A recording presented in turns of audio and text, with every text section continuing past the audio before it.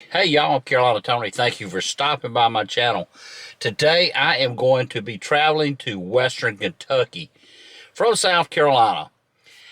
I have found in the past that when traveling, I find some really interesting things that I would like to share, but while not long enough to make a full-length video, all put together, they would make a pretty decent video, and that's what I'm going to do, and I truly hope you enjoy them. And we'll get started on our trip right after this station identification.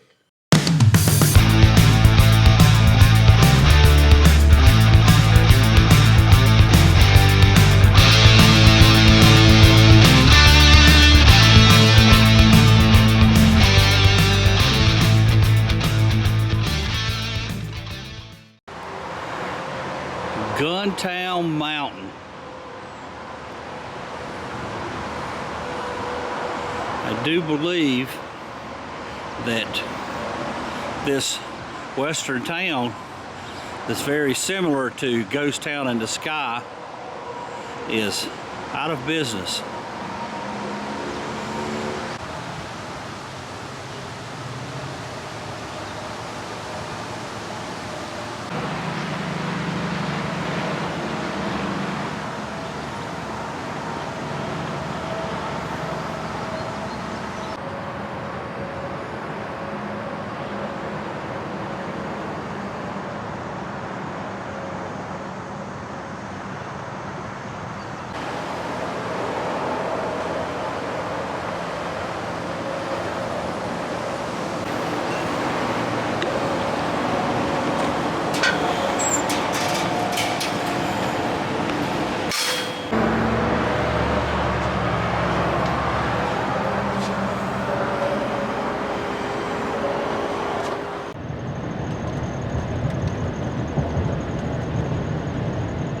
The cave,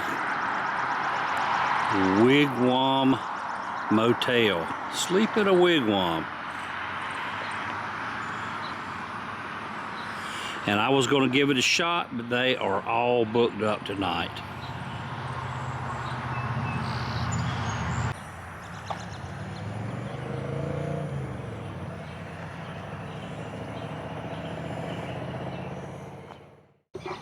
As our trip across Kentucky continues, we come to Park City and find this. This place is on the National Register of Historic Places. This is the historic Bales Tavern. It was erected in 1830 by William Bale.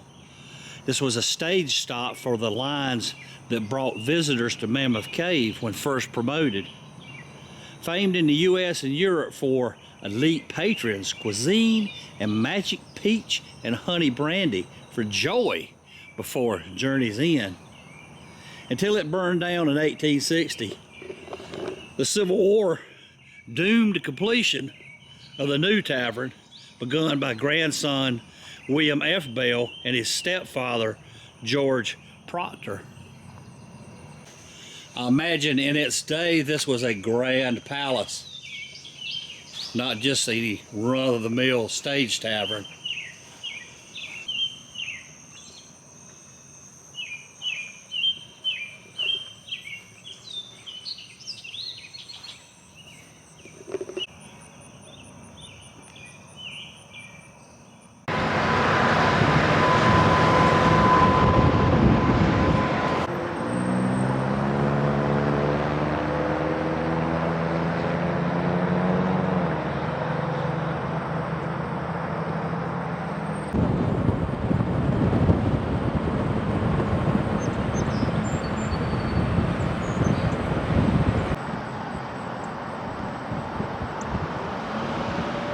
Forest Cave is a neat little town, and of course there is a cave here, and for over 100 years people would come to this town to visit the cave.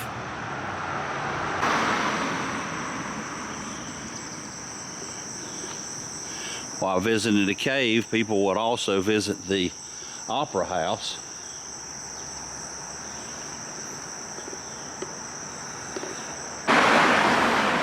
The Hidden River Cave is right in the middle of town.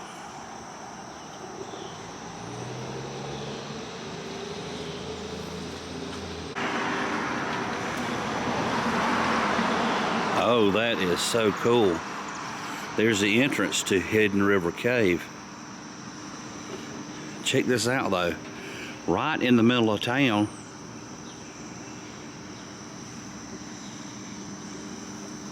Relatively young cave because it features an underground river which is still dissolving away its passages. The 10-mile-long labyrinth is located directly beneath the streets of Horse Cave. The enormous opening into the subterranean world has attracted visitors for centuries, from Native American explorers to the European settlers who located their homes and businesses around the cavern entrance. When naturalist John Muir visited the cave, he described it as the birthplace of springs and fountains and the dark treasuries of the mineral kingdom. The cave's underground river drains nearly 100 square miles of Kentucky farmland.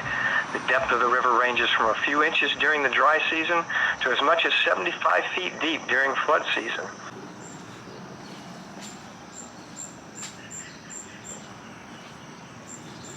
Pretty cool town, but I've got places to go and people to see. Let's get out on the highway. This is Hodginsville, downtown. When Abraham Lincoln was born on February the 12th, 1809, Hodginsville was known as Hodges Mill. And as you can see, Lincoln has left his mark on everything. There's a Lincoln Museum. The Lincoln National Bank.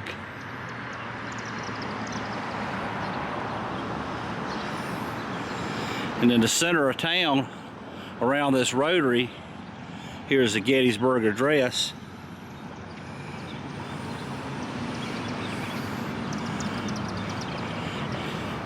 And a replica of his statue that is in the Lincoln Memorial in Washington, D.C.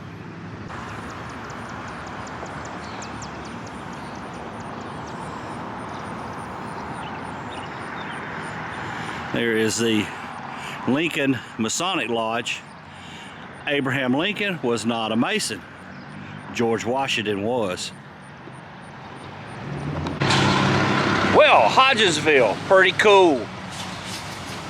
But can't spend a lot of time here. It's time to get on the road because I've got places to go and people to see.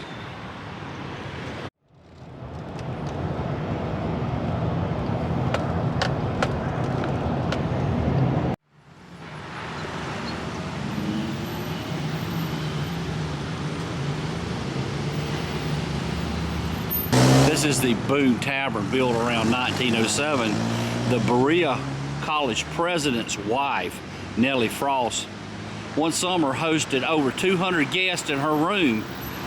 At that time, she said, the college needs a hotel for all the guests.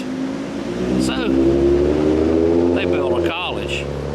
And the Bales Tavern is on the National Register of Historic Places.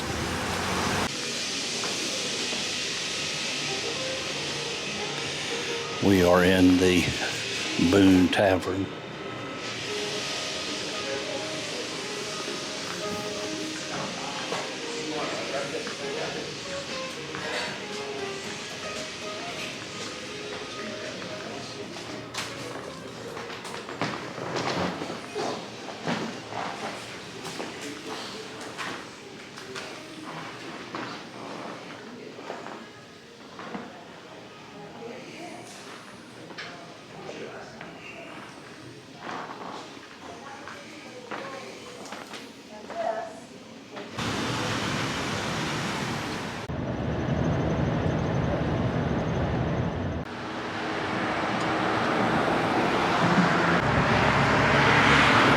Sanders came to Corbin, he moved his family into the quarters behind the gas station. He started pumping gasoline.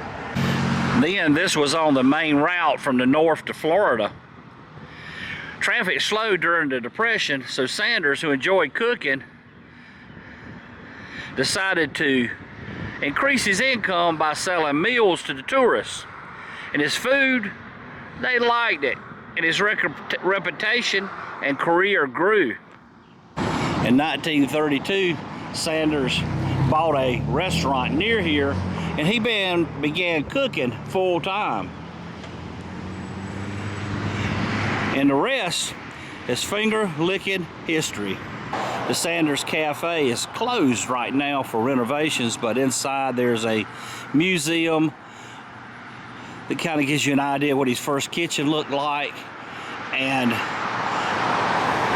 a model of one of the rooms that he would rent out behind the gas station, as well as a recreation of that first gas station where it all started. Well, that's going to be a wrap for our trip across Kentucky. I hope you've enjoyed it. If you did, be sure to share this video with your family and friends. Give me a big old thumbs up. And until next time, y'all have a good day.